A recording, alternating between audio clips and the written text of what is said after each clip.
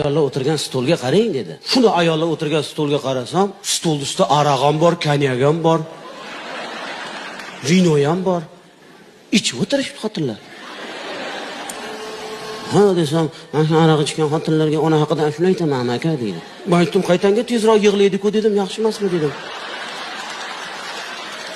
Aytolmaysan, senga nima farqi bor dedim. Sen qo'ying aka dedi. Ustozimning qo'shig'ida dedi aka dedi. U qo'shiqning orasida hokipoyingizni ko'zimga suraydigan joylari bor aka dedi. U onaxonni qarang, hokipoyda bo'sh butilka turibdi aka dedi.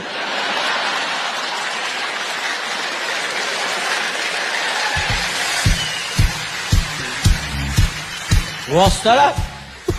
Rostlar ichib o'tirishibdi. To'yda gazayt keyingi davraga chiqqanda dedi, yurib gapiring, odamlar ichiga kirib gapiring dedik. Haqiqatda keyingi davrada ayollar tomonga yurib sekin o'tsam, xotinlar bir ikkitasi kayf bo'lib qolgan. Voy, ayollar kayf bo'lsa ham shirin bo'lib qolar ekan-a. Tasqiq qiz bo'lib qolgan. Men anekdot aytayapman, menga qarab.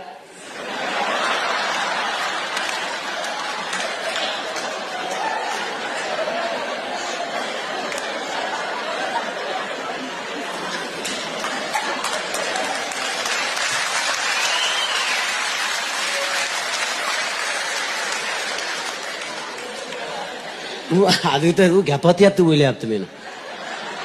Menga farqi yo'q-da. Ha opa. Ichdingizmi?